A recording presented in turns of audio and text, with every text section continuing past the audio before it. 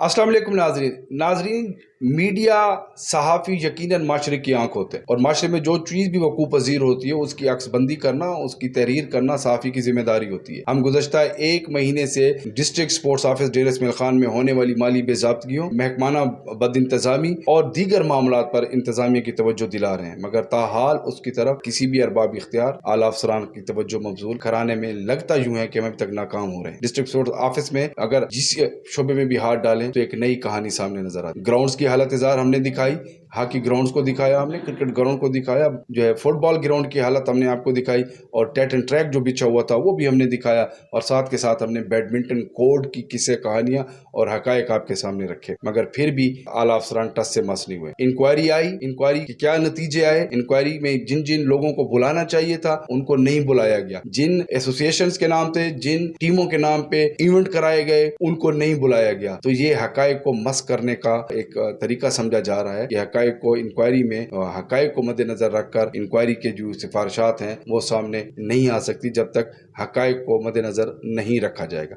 अब आते हैं RSO साहब की। RSO अनवर कमाल बरकी के लिए हमारी नेक ख्वाहिशात, हमारी दुआएं, हमारी नेक तमन्नाएं उनके साथ हैं। अल्लाह पाक उनको सेहत कामला आजला अता करे और वो एक तंदुरुस्त और हेल्दी इंसान की तरह अपनी ड्यूटी सर अंजाम दे, मगर उनकी बहुत सी हरकत और उनकी जो बहुत सी तजर्बात हैं उनके ऊपर सवालिया निशान भी उठते हैं जो हम गाए बगाए आवाम तक पहुंचाते रहते। कभी उनको ब्रेन हेमरेज हुआ, कभी वो फालिज के मरीज में मुब्तला हुए, कभी दीगर अमराज ने उनको आ लिया। तो ये इंसान के साथ बीमारियां और सेहत ये दोनों चलती रहती हैं। अल्लाह पाक हर इंसान को अपनी हिफाजत में रखे।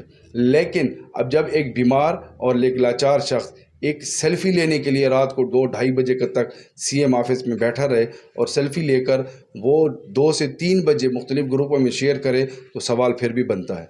सवाल फिर भी बनता है और जो सवाल उठता भी है कि क्या आया अगर एक बीमार शख्स रात को 2:30-3 बजे तक एक सेल्फ़ी बनवाने के लिए इंतज़ार कर सकता है तो वो बीमार नहीं है, वो उसको हम अगर कहें तो सेल्फ़ी किंग है। अगर बीमार है तो उसको इलाज की ज़रूरत है, सेल्फ़ी की ज़रूरत नहीं है। लेकिन ये करना भी मजबूरी है क्योंकि बहुत सी तहकीकात शुरू हैं, इंक्वायरियाँ शुरू हैं, तो ये ज़ाहिर करना होता है कि मेरे वज़ीर आला के साथ बड़े अच्छे ताल्लुकात हैं और हम रात गए तक इकट्ठे बैठे होते हैं। तो ये सेल्फ़ी बनवाने का मकसद और उसको शेयर करने का मकसद भी होने वाली तहकीकात और इंक्वायरियों पर असरअंदाज होना होता है।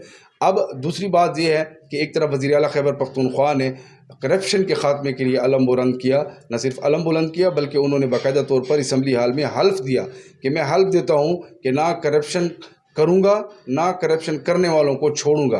करप्शन फ्री सूबा बनाएंगे और सूबे में करप्शन की जो नोयत होगी, जो शरह होगी, वो हम ज़ीरो तक लाएंगे।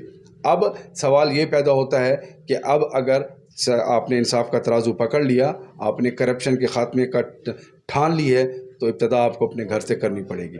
हम मुख्तलिफ़ शोबाजात में करप्शन होने वाली करप्शन की निशानदेही कर रहे हैं।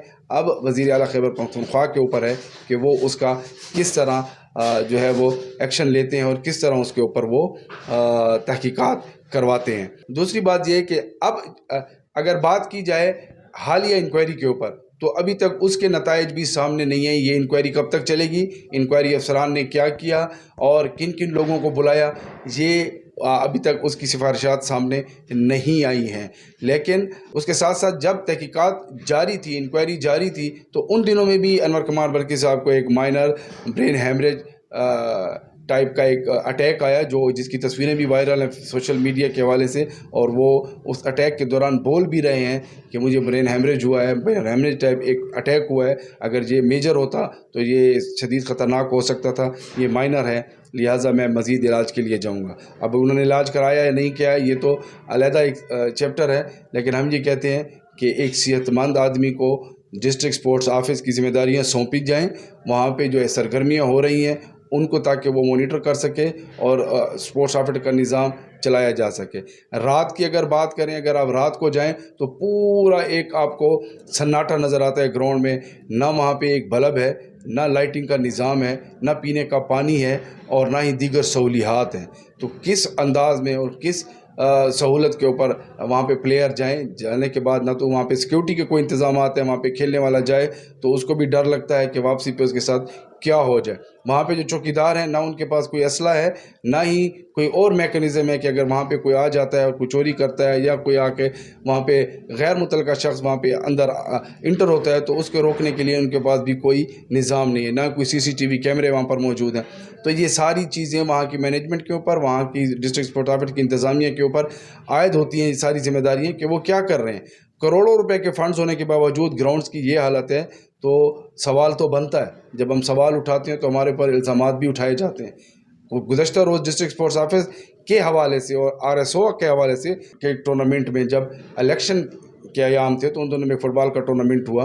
अगर करप्शन की बात की जाए तो प्लेयर अपनी तरह अपनी जगह पे शिकवे शिकायत करते नज़र आते हैं। जैसे कि गुज़श्ता रोज़ हमने कुछ क्रिकेट के प्लेयरों का इंटरव्यू किया तो उन्होंने खुले अल्फाज में कहा वो ना तो क्रिकेटर को सहूलियात देता है और ना ही किसी को खातिर जमा में लाता है। एक खिलाड़ी ने तो यहाँ तक भी कह दिया कि गुज़श्ता दिनों जो फुटबॉल का टूर्नामेंट हुआ उसमें जो मेहमान ख़ुसूसी थे उस वक्त वो पाकिस्तान पीपल्स पार्टी के उम्मीदवार थे हल्का PK 113 के अजीज़ुल्लाह खान अलीज़ई, वो मेहमान ख़ुसूसी थे। तो उस वक्त की जो फुटबॉल टूर्नामेंट कमेटी थी उन्होंने मुतालबा किया कि बैसाखी ग्राउंड की हालत को देखते हुए कि इसकी मेंटेनेंस की जाए, इसकी बेहतरी की जाए, उसको मज़ीद खूबसूरत बनाया जाए।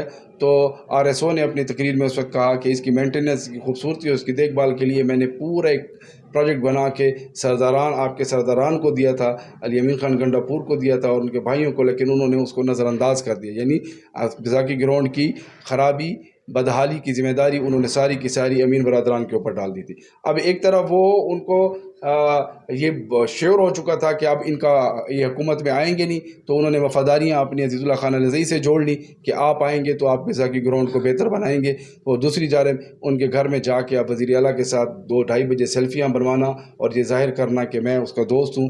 तो ये सारी चीज़ें जो हैं ये एक हथकंडे तो हो सकते हैं लेकिन हकीकत जो है वो सबके ऊपर आया है जो है, क्योंकि कारकर्दगी बोलती है, ग्राउंड बोलते हैं, सेहतमंदाना सरगर्मियाँ बोलती हैं जो कि बिल्कुल सिफर है। कई सालों से मुख्तलिफ गेमों के टूर्नामेंट नहीं कराए गए। हम निशानदेही करते रहेंगे और अरबाब इख्तियार की, आला अफसरान की और सूबाई हुकूमत की तवज्जो इस तरफ दिलाते रहेंगे जब तक ये कड़ा एहतसाब नहीं होता। इजाज़त दीजिए, अल्लाह हाफ़िज़।